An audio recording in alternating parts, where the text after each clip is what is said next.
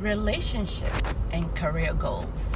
Question: will your current partner, if you're in a heterosexual relationship, give up his goals in your current state, his current career goals, furthering education opportunities, wherever he is right now, to move with you to a different state or a different country if you got a job or a career offer in a different state or country that would really better you and better your relationship and your family, or however it looks like for you?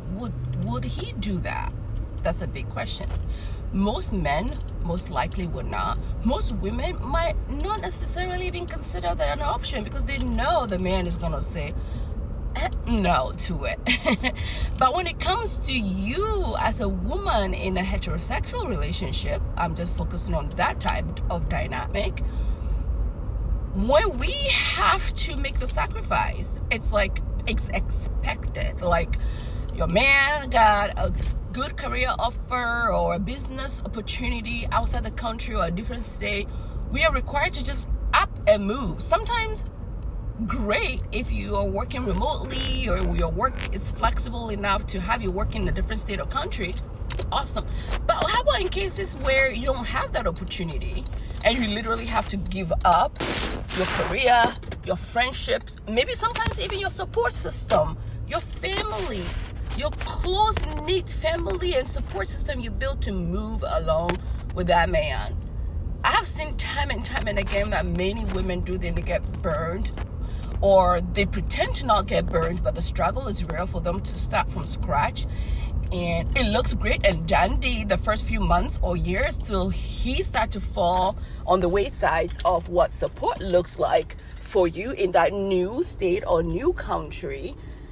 And now here you are, having made that big sacrifice. And it's not easy because then you're like, I made the sacrifice so our lives can be better. But here I am, you kind of betraying me in the midst of me, or not even being empathetic towards what my needs are currently. And when I have to make the big shift to sacrifice, air quote, my career, it's a very big.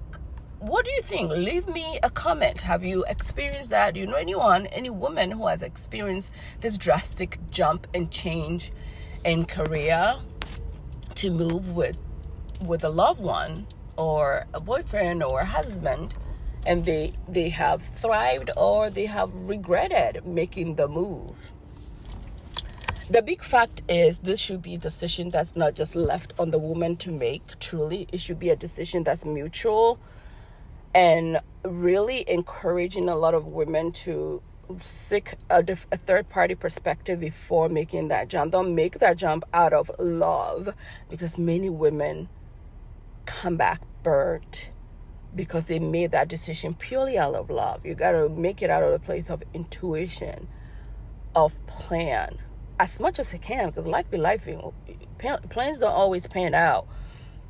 But also considering, would I miss out on a love opportunity, or what is the pattern that this person is showing me up until now till the move? Is it worth the move? And can we put some agreements in writing? And this might seem a little far-fetched. Listen, for a veteran who has been married over a decade, okay, lessons that I've learned. If life is calling you in relationship to do this, seek counsel. I would not just say seek counsel just to talk about it. Sometimes talking is talking, but this man will switch up and change. You got to come in ready, okay? You have to have things in writing. How is it going to close to looking like when you get to that new destination? Timelines, at least as close as possible. What the expectations are for both of you financially, and also on the day-to-day running of the household, especially if you have innocent kiddos in the midst of that transitioning. So it was a food of thought to bring along, because sometimes up and move, then what? Your life is at stake. So love you. Bye. should all learn from men as women is putting ourselves first. A man will leave a woman with kids all because he's putting himself first. A man will choose to cheat on you all because he's putting his happiness first. A man will lie to you all because he's protecting his peace. So in conclusion, as a woman, stop being selfless and start being a little bit more selfish. I was about 22 years old having breakfast with my daddy at a restaurant when he asked me about my relationship. And I could feel myself about to cry. And I was like, well, Daddy, I want to break up with him, but he keeps making me feel like I'm the only person he has in the whole world. He said, and I quote, Shonda, if that boy had found somebody else, he would have left you in a second. Men will put themselves first, regardless of it being inconvenient, regardless of what all you've done for them. They will still do what's best for them. They don't care if you've moved cross country to be with them. They don't care if you've just had their baby. They don't care if you've just been diagnosed with cancer and you really could use their support. Women are always taught to sacrifice and put everything and everyone first, but never forget that as women, girls, aunties, sisters, whatever you name yourself, truly, our life should not be just centered on being chosen. Celebrate your singleness. Like, find your passion, your joy. Like, our lives should not just be centered about getting male attention, being selected, being proposed to, getting into marriage. And that's like our number one goal.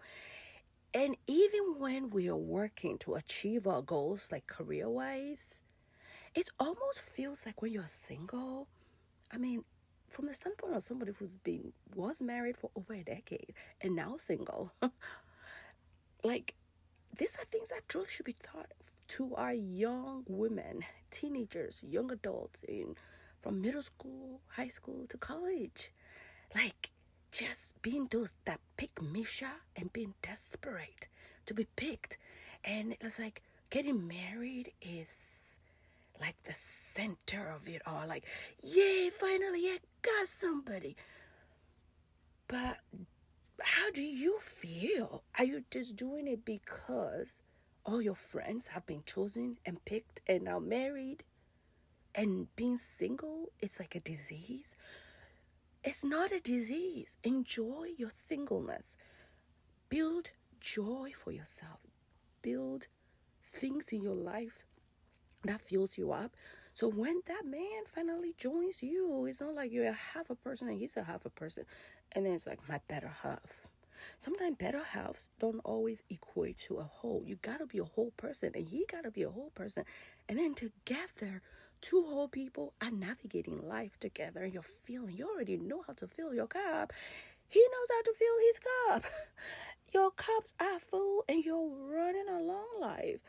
But like, that whole desperation, I feel like it's also like, no shade, church culture does this a lot, where it's like, oh my God, Sarah is married. Oh my God, Kanisha just got married, got proposed to. What do I do? I'm single. And then Meg is like, oh, something wrong with you. You're not humble enough. That's why you're not being picked. You're not being picked. You're not being picked. Are you willing to be picked by that person? How do they make you feel from the inside? Are you feeling anxious when you're with them? You ask yourself that. Are you sweating when you're with them? Are they inconsistent? Did they make you feel bad? Are they making you cook and clean? The hard labor, have you had talks about that? How do you feel? What do you want? Is it because the pressure from family, from leaders, from church? Your biological clock is ticking, but guess what? This time and age, you can literally go to a sperm bank. You can plan this. You can save towards it if that's what your choice is. You don't have to rush because singleness feels like there's something on top of your head. That's this shame mentality. It's like very silenced and nuanced shaming about singleness. Stay single, stay celibate, preserve your body, find joy, travel, solo travel. Ain't nothing wrong with solo traveling. Take yourself on dates. Go on dates. And you start finding how much joyful it is. Like, truly. Marriage is awesome. It's great. But when two people are healing and they're whole and get together, it makes it more beautiful. Like, I'm in this space now where I watch and being really staying connected to couples who have been married, but married not because of the number of years they've been together, but because they truly enjoy the core, the friendship. They respect each other. It's reciprocal. The man respects the woman and what they bring to the table, not even just materially, but just because they are so valued.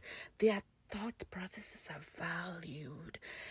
Their kindness, their grace, their personality, their love, their substance, their aura, the core of them is valued by the man, and the woman does likewise in this way that I talk about.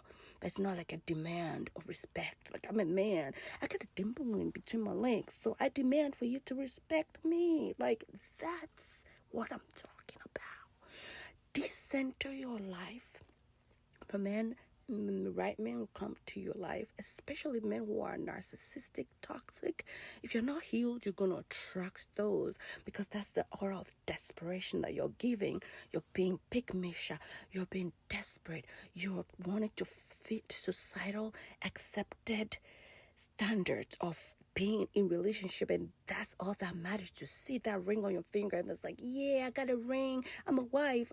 But what are you having to sacrifice? How are you having to endure? Change your name to endurance with that man, just for the sake of satisfying some societal accepted standard of saying, I'm a married woman. But behind that, how's your mental health? How's your physical health? How's your psychological and spiritual health? Are you praying for a miracle for that man to change? I love you so much. Bye.